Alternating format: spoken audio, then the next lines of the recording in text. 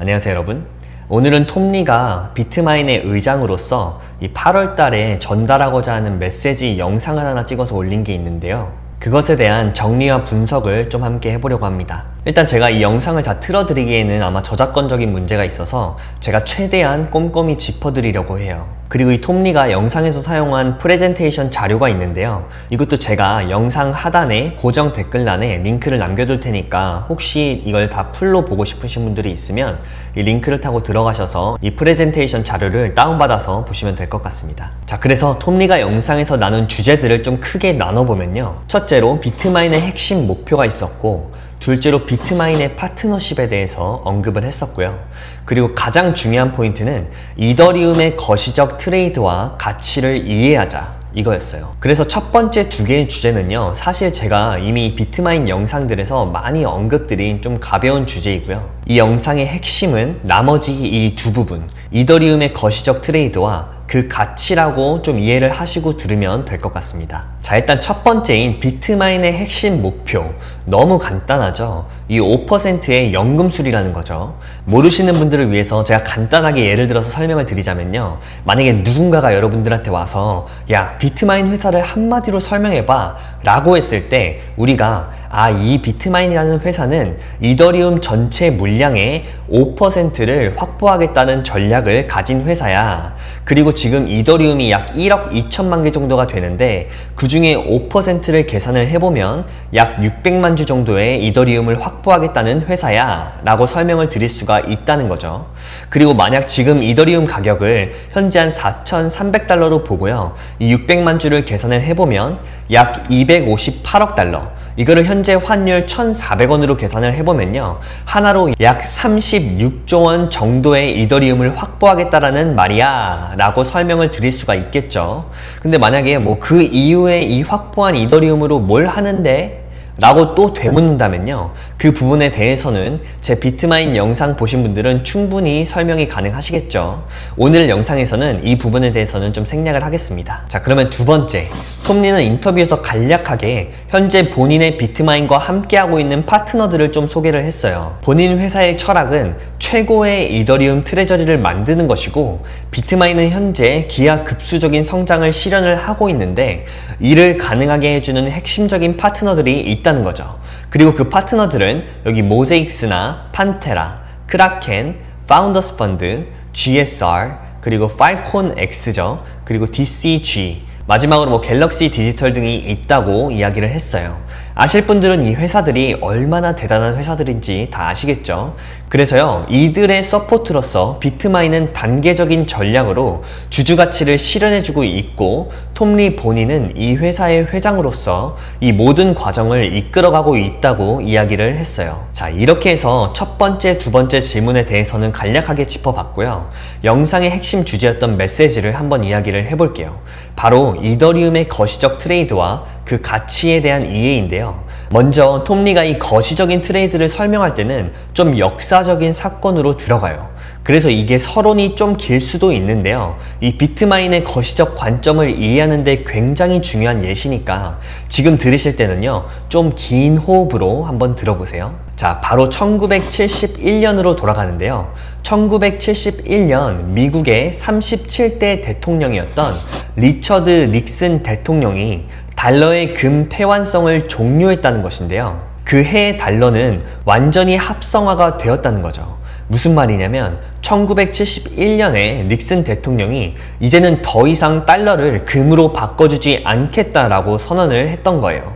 그래서 그 전까지는 왜 사람들이 달러를 가지고 가면 금으로 바꿔줬었잖아요. 그때 당시 미국 정부가 1온스의 금을 가져가면 35달러로 보장을 해줬다고 해요.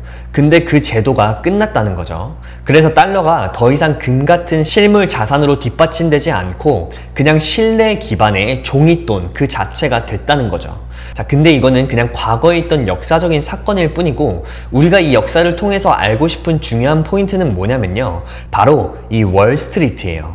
무슨 말일까요? 자, 이제 미국 정부는요, 금으로 뒷받침되지 않은 이 달러를 사람들이 계속 쓰게 만들어야 되잖아요. 그래서 달러의 새로운 시장과 그 달러의 쓰임새를 만들어내야 했었던 거죠. 근데 그 일을 해낸 곳이 바로 현재 우리가 잘 알고 있는 세계 최대의 금융시장인 월스트리트가 되었던 거예요.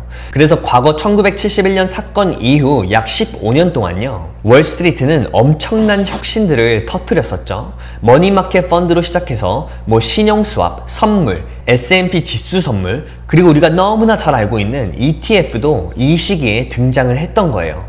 이 덕분에 달러는요, 금 없이도 전 세계에서 사용이 되는, 즉 신뢰할 수 있는 화폐로 자리를 잡게 된 거죠. 그래서 실제로 여기를 보시면요, 오늘날의 30대 기업 중에 무려 7곳이 금융기관인데 이 역사가 바로 그 과거에서부터 왔다는 거예요. 그래서 달러가 합성화되는 그 과정 가운데 월스트리트가 얼마나 큰 승자가 되었는지를 알려준다는 겁니다.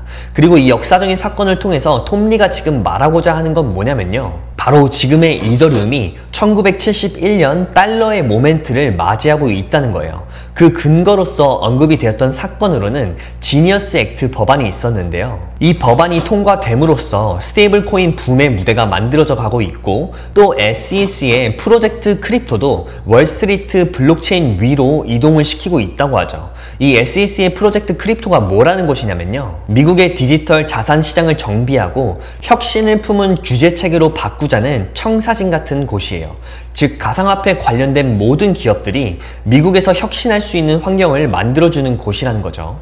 자, 쉽게 정리를 해보자면요, 이 SEC 프로젝트 크립토는 가상화폐 자산들의 분류 기준과 규제 방식 같은 것들을 명확하게 제공을 해주고, 암호화폐 관련 기업들이 지금 미국에서 엄청 많이 나오고 있는데 그 가상화폐 기업들이 혁신을 만들 수 있게 그 환경을 조성해주는 곳이라고 생각하시면 돼요. 자, 여기까지 톰리의 영상에 나왔던 내용을 제가 좀 전달 및 또 재해석을 해드려봤고, 이제는 여기까지 정리를 하면서 드는 제 생각을 짧게 나눠보려고 하는데요. 혹시 여기까지 보시면서 제 영상이 유익하셨다면 좋아요와 구독 버튼 한번 부탁드리겠습니다.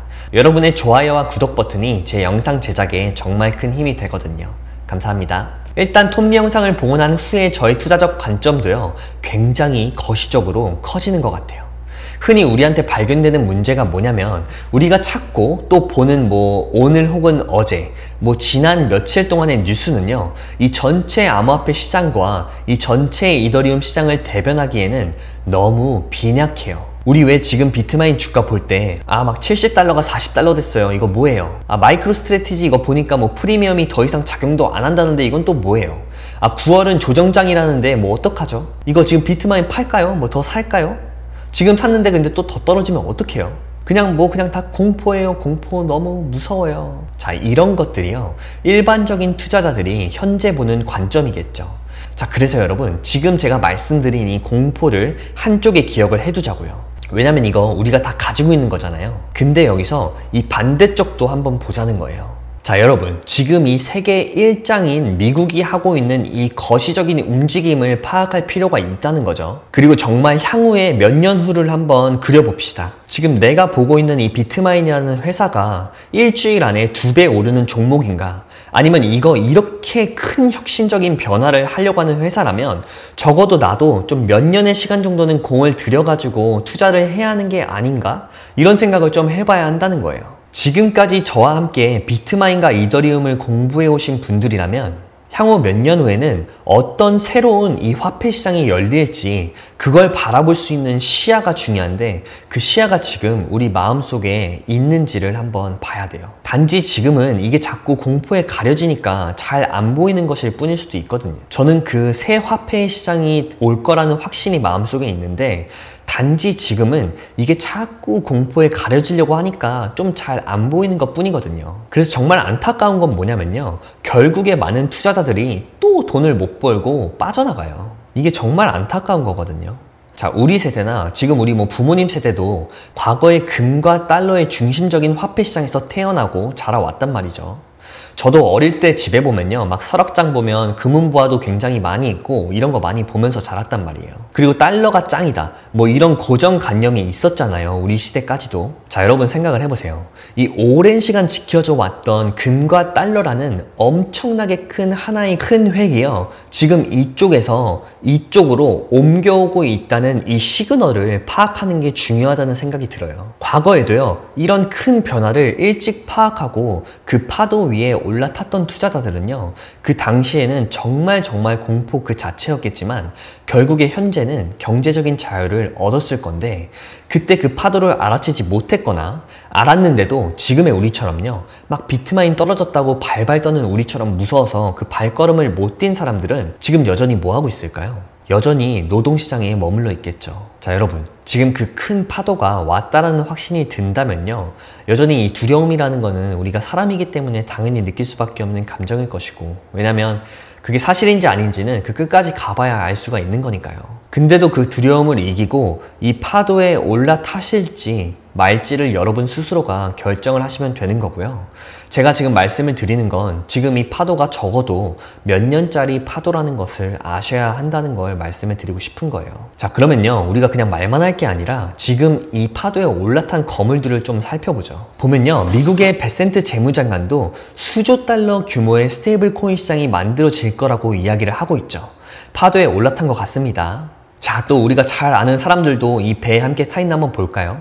자, 누가 타있죠? 자, 여기 보면 JP모건이 있죠. 골드만삭스 있죠.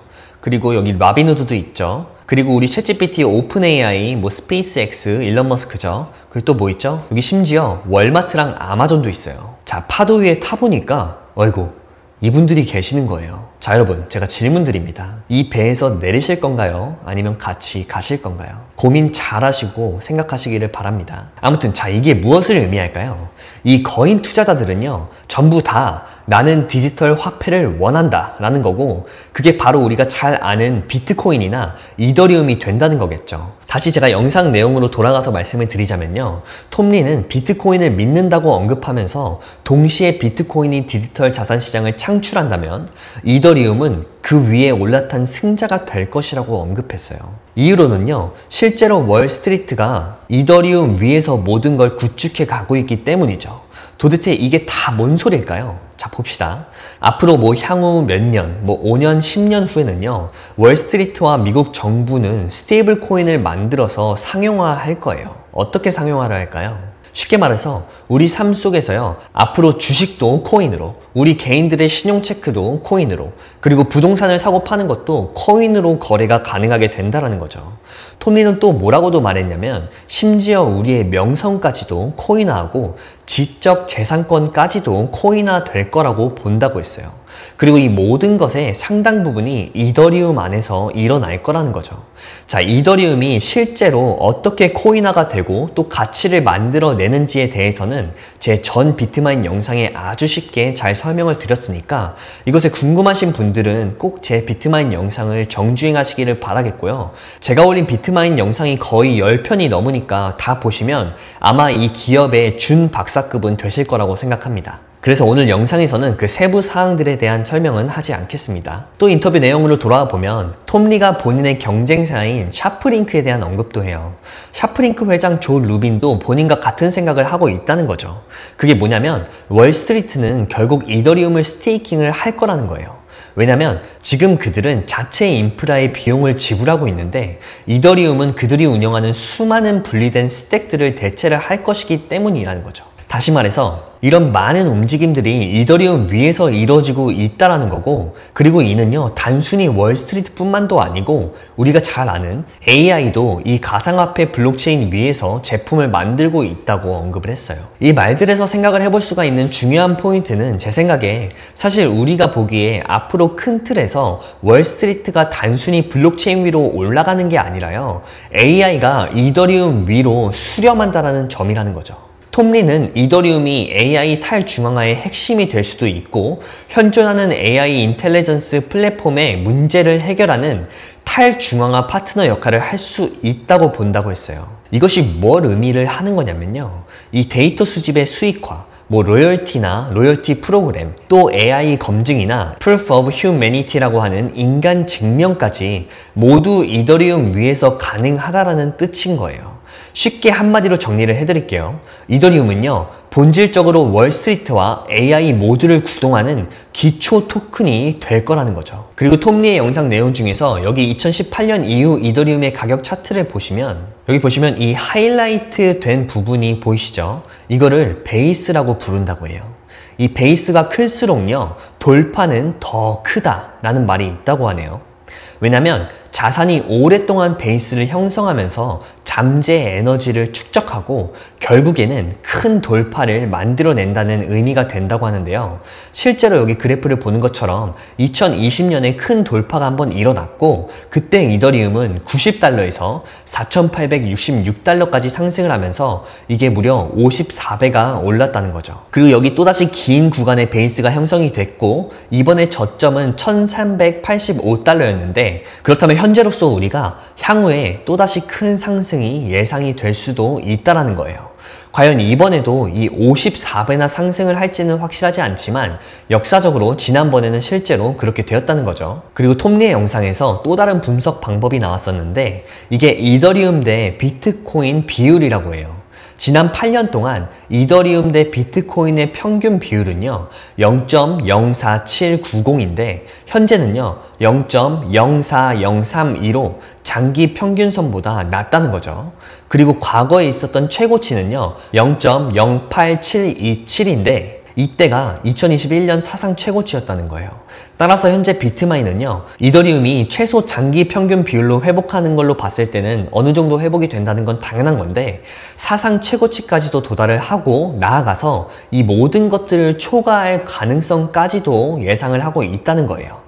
왜냐면 제가 앞서서 거시적인 관점들을 말씀을 드린 것처럼 이더리움이 월스트리트의 결제 인프라와 금융 시스템 그리고 AI까지 뒷받침을 하는 체인이 되기 시작하고 있기 때문이라는 겁니다.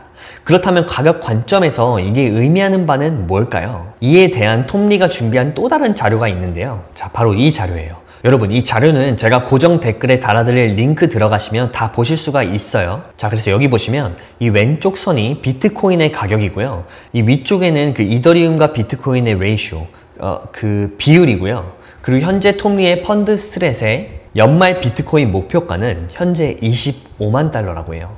그래서 이 비율을요, 이 비트코인 대 이더리움 비율 8년 평균치인 0.0479 수준에서 보면요, 비트코인이 25만 달러에 가면 이더리움은 약 12,000달러 범위에 위치를 한다는 거예요. 하지만 이것 또한 단순히 비율로 봤을 때 저 정도라는 거고요. 만약 지금 우리가 기대하고 있는 결제 인프라 또 뭐 은행 시스템의 대체 비용을 다 반영을 한다면 이더리움의 내재 가치는 약 6만 달러 정도에 도달할 수도 있다고 톰리가 말을 했다는 거죠. 따라서 상승 여력은 아직도 충분하다고 보고 있다는 거예요. 자, 이렇게 쭉 봤는데요. 여러분, 이더리움 트레저리 기업들은요, 사실상 그 암호화폐 인프라 비즈니스라고 볼 수도 있거든요. 그래서 비트마인도요, 단순 이더리움을 매집하는 기업일 뿐만 아니라 이 전체 암호화폐 네트워크를 안전하게 만드는 역할도 할 거라고 보고 있고, 그러면서 스테이킹 보상도 만들어내고 또 그건 자연스럽게 비트마인의 매출로 확장이 되겠죠. 결국 앞으로 상용화될 스테이블 코인 발행사나 기타 기업들도 이더리움을 스테이킹 하고 싶어 할 거라고 보고 있어요. 월스트리트도 그 중에 하나에 포함이 될 거고요. 자, 그래서요, 현재 비트마인은 세계 2위의 디지털 자산 트레저리 기업이죠. 현재 약 89억 달러, 우리 돈으로 하면 약 12조 5천억 원 정도의 이더리움을 보유를 하고 있고요. 이는 매우 빠른 성장 속도를 보여주고 있다는 게 우리가 눈여겨볼 점인 거고요. 또 이 속도가 매우 빠르다는 게 우리가 눈여겨볼 점이라는 거고요. 앞으로도 크게 우리가 지켜봐야 되는 건 역시 이 이더리움의 매집량과 그 속도가 될 수 있겠죠. 현재 보면은 뭐 9월은 조정의 장이다, 또 뭐 거래량도 굉장히 적다, 뭐 이런 이유로 우리가 지금까지 같이 배워온 이 MNAV라고 하는 프리미엄이죠. 이게 시장 심리에 굉장히 묶여 있는데 뭐 거의 지금 보면 그냥 한 배에 가까워지면서 계속 축소가 되고 있죠. 이런 점들을 생각을 해보면 이제는 어느 정도 상승 모멘텀이 필요한 시점이긴 한 것 같기도 해요. 왜냐면 현재 비트마인은 지금 이더리움 가격이 좀 내려오거나 좀 횡보를 하면서 충분히 매수를 할 기회가 있었어요. 하지만 제가 뭐 아무리 영상에서 이거 조정이다, 뭐 분할 매수의 기회다, 뭐 이렇게 말을 해도요, 결국 주가가 오르지 않으면 보시는 분들의 입장에서는 결국 제가 희망회로만 돌리는 사람이 될 수도 있다는 거죠. 물론 저 같은 경우는 이 비트마인은 굉장히 장기로 보기 때문에 연연하지는 않습니다만, 아무튼 제 생각에 계속해서 매수 기회만 반복이 되면 결국 투자자분들은 지쳐버리게 되는 건 어쩔 수가 없죠. 그래서 아마 단기적으로 한 번은 좀 힘있는 상승이 나와줘서 이 시장의 신뢰도 좀 회복을 하고 또 투자자들도 좀 힘을 얻는 시간이 되지 않을까라는 기대를 좀 하고 있습니다. 마지막으로 여러분들에게 제가 다시 한번 언급을 드리고 싶은 건 뭐냐면요. 이 비트마인의 이더리움 트레저리 전략이 발표가 된 지는요, 여러분, 고작 2달밖에 되지 않았어요. 만약 2달이 너무 긴 시간이라고 느끼고 있고 벌써 수익을 원하셨다면요, 그건 투자는 아니에요. 그건 그냥 도박이죠. 어떤 기업이든 돈만 넣으면 다음 주에 바로 큰 수익이 나는 건 아니라는 겁니다. 특히 비트마인은요, 몇 년에 걸쳐서 전개가 될 장기 플랜이에요. 그건요, 투자를 하시면서 이 회사를 같이 좀 공부해보고 들여다보신 분들이라면 다 아실 거라고 생각을 해요. 그리고 또 저는 좀 개인적으로 어떤 생각을 하냐면, 지금 이 조정의 시간이 오히려 좀 더 안정적이다라고 느끼는 것 중에 하나가 뭐냐면요, 만약 이더리움이 지금 너무 핫해져서 만약에 예를 들어서 뭐 $10,000가 넘어갔다고 칩시다. 그러면 비트마인이 추구하는 이더리움 5% 확보 전략에 필요한 비용이 훨씬 더 커졌을 거예요. 그러면 어떤 상황이 발생하죠, 여러분? 장기적으로는요, 투자자들에게도 더 불리하다는 거예요. 그래서 지금 비트마인을 장기로 보는 사람들에겐 이게 분할 매수의 적기라고 보고 있고요. 또 이제 몇 주 뒤면 올해 마지막 4분기가 들어서잖아요. 역사적으로 4분기는 가상화폐 시장의 또 불마켓이었죠. 그래서 또 그때를 좀 기대를 해보는 마음으로 앞으로도 저와 함께 열심히 공부하셔서 올해 이 비트마인이라는 회사와 동업하는 마음으로 투자하시는 여러분들이 다 되시기를 바라면서요, 오늘 영상은 여기서 마무리하도록 하겠습니다. 오늘도 저의 영상이 도움이 되셨다면 좋아요와 구독, 알림 설정까지 부탁드릴게요. 감사합니다.